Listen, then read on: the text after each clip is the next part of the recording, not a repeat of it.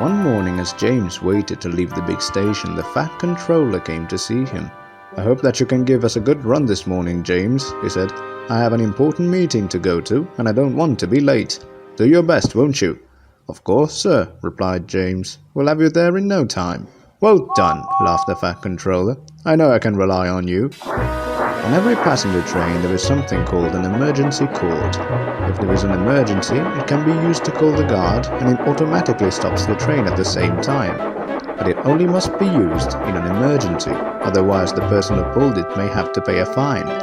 On James's train today there was a party of foreign holiday makers.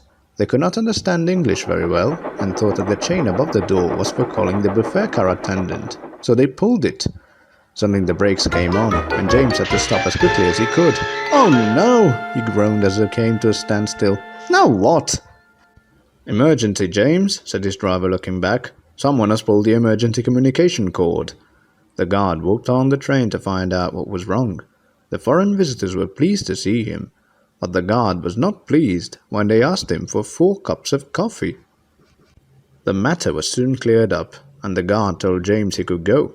But when he tried to start, he found that he couldn't. The sudden action of the brakes had locked them solid, and James couldn't move an inch.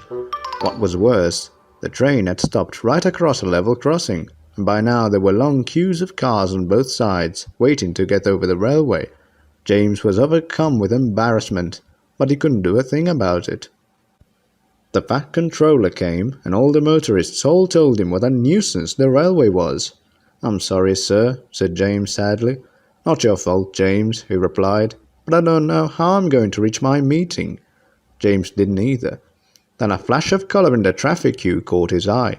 "Isn't that Bertie waiting?" he said. "Maybe he can turn round," and in a flash James's fireman was running down the road. A few minutes later he came back, grinning broadly. "No problem, sir," he said to the Fat Controller. "He is trying to reach the same place as you. He said he'll be happy to take you when he has turned."